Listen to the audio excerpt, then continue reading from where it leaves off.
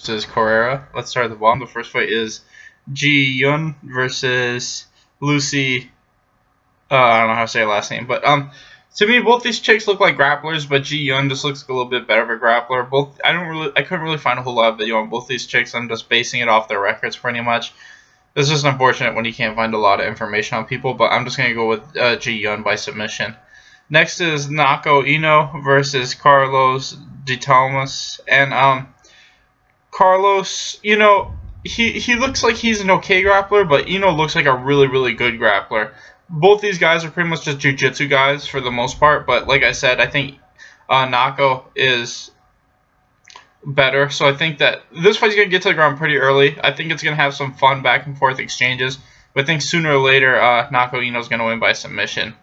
Next is Kwan Ho Kwan versus Russell Doan, and I really like Russell Doan, from Hawaii, but I mean, I feel like his biggest problem isn't that he isn't good, it's that he doesn't put the fight where he has the best advantage to win. Like, he's lost 4 straight, and one of them was a really close decision, another one he just straight up lost, and then 2 of them, the fight against Rod Sanders, was a fight where he was owning him on the feet, but then he kept on engaging him in grappling fights, and then he lost a decision. And then he lost to Pedro Mahuz, where he rocked him twice, and then shot for a takedown, got caught in guillotine. And that's his problem, is that he doesn't fight where he's got the best chance of winning a lot. And I feel like the same thing is going to happen. I think Kwan is going to be able to mix in striking with wrestling.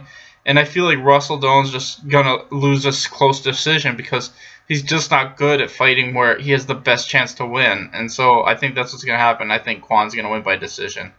Next is Li Jingliang versus Frank Camacho. And I know who Frank is. He's this pretty good guy. He was on The Ultimate Fighter once. And he's had a couple of losses here and there, but he's a really good striker with some decent jiu-jitsu. I'm honestly a little surprised he didn't get a shot at UFC sooner. I think it's just because every now and then he'll lose to someone not super great. But for the most part, he wins the vast majority of his fights, and he's beaten some really good people. His record's like 21-4. But his biggest problem is that I think he gets tired, and I think that he kind of lays his chin out there. I think Lee is the better technical striker overall. I also think he's a little bit bigger than Frank is. So I think Lee's probably going to just use his better overall striking to eventually win by knockout or TKO. Next is Justin Scoggins versus Uleka Sasaki. And Uleka really impressed the crap out of me in his last fight against Wilson Hayes. I felt like he was looking really good that whole fight, and I wasn't expecting him to do that well at all. Wilson Hayes just fought for the belt not that long ago. And Justin Scoggins, to me, he's a really good striker, but I feel like his grappling kind of leaves something to be desired, and I think that's what's going to happen. I think Uleka's striking has looked really good in his last fight, and his takedown offense and his ability to control fights on the ground has looked really amazing in his last fight too. I also think Justin Scoggins, he's having a hard time making flyweight, and I don't know how that's going to affect his performance. So I think Uleka, just based on his last performance, really impressed me, so I think he's going to win this fight either by decision or like a rear naked choke. Next is Alex Caceres versus Roland Dye. And Roland, I mean, he's not this super amazing fighter. His record's like 8-4. I think he was on The Ultimate Fighter, and they're just giving him a shot, like on one of the Latin America seasons. I think Alex Caceres is much better than this guy overall. I think his striking and his jiu-jitsu are probably a couple levels higher than this guy. And I just think that, like I said, he's a decent guy from one of the Latin America seasons. They're just giving him a shot, but I think Caceres is going to win by submission. Next is Cyril Asker versus Walt Harris. And Cyril Asker and Walt Harris are kind of the same. They're kind of prospects that haven't super lived up to their expectation. But to me, Walt Harris is starting to. I feel like his last 3 fights, he's been looking better and better. He lost one of them by a split decision. It was a pretty close fight, but I feel like he's starting to use his athleticism to his full advantage. He's starting to move a lot more and strike a lot more technically. And I think that he's going to be a little bit too fast and a little too athletic for Cyril. And I think Walt Harris is going to win by knockout. Next is Takanori Gomi versus John Tuck. And to me, I think Takanori Gomi is better overall, but John Tuck's his biggest weakness is just a straight-up jiu-jitsu guy with some striking. I think that John Tuck's shown a gigantic Achilles heel, which is if you can get past that first round, he tends to gas really hard. And that's what I'm just hoping is going to happen. I think Gomi will be able to survive the first round and eventually get a knockout in the second or third. like I said, I still think Gomi's pretty good. I just think he keeps on getting these guys that are horrible matchups for them. I don't understand why the UFC just keeps giving him really good jiu-jitsu guy after really good jiu-jitsu guy. It's like they don't give a shit about him. But I'm still going to pick him to win, even though this is a bad matchup for him. Next is Tarek Saffiedine versus RDA. And, you know, Dos Anjos is really good, but I think moving up to welterweight is not the smartest idea. I feel like, you know, he's about the same size as Ben Henderson was, and we saw how well that worked out if you watch Bellator at all. I feel like, you know, when Ben Henderson fought Andre Koreshkov, he was just so much bigger than him, he couldn't even get close to taking him down. And anytime Andre Koreshkov landed anything decent, you know, it clearly hurt Ben Henderson. And I think that's what's going to happen. You know, Tarek Saffiedine is not as one-punch knockout power as Andre Koreshkov is, but I think he's got the same size advantage. I think he's got the same, you know, power advantage. I don't think he's got the same type of one-punch knockout power, but I think his striking skill and just like I said, his size and power is going to be enough to give him a decision.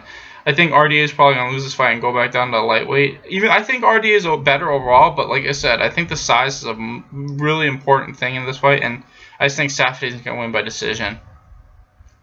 Next is Dong Hyun Kim, the good one, versus Colby Covington. And Colby Covington's really good, but my biggest problem with him is his striking is not that great. It's getting better, but the only reason why it looks so good, in my opinion, is because when he strikes, guys are so worried about the takedown. It opens him up to land more, you know what I mean?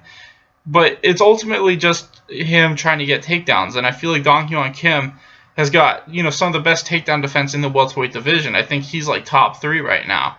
It may be even higher. He might be like number 1 or number 2. Like, I think it's him and Tyron Woodley.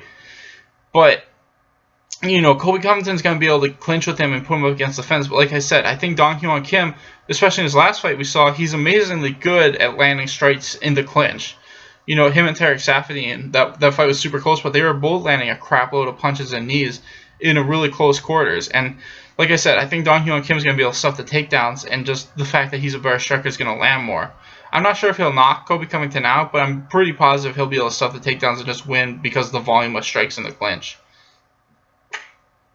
So I got Kim by decision. Next is Andrei Arlovsky versus Marcin Tymura. And this is a really tough fight for Andre because, to me, Marcin's, you know, I wouldn't say he's the greatest anywhere, but he's a really tough guy, and I feel like he's capable of fighting pretty much anywhere. And I think that that's really tough for Andre because, like I said, I think this guy's younger and faster, and it's just a tough fight. They're not giving him somebody who's a little bit older like him, who's been knocked out, and it's a closer boxing match kind of. I'm still going to go with Andre, but like I said, I think that Marcin's probably a big favorite to win this fight. I think he's younger. He's never really been knocked out or anything like that. I'm just hoping Andrei Arlovsky's still got the speed and will eventually clip this guy and win by knockout. Finally, we got Holly Holm versus Bethe Correia, and to me, this is just an okay striker versus an amazing striker. I think Holly Holm's just going to be able to dance around Bethe for 5 rounds and win a pretty easy decision. I think they're just trying to give her a fight at this point because she's lost 3 straight. You know, a really winnable fight. I personally thought she won that last fight. I'm also shocked that points weren't taken away from the multiple fouls. I think most people were.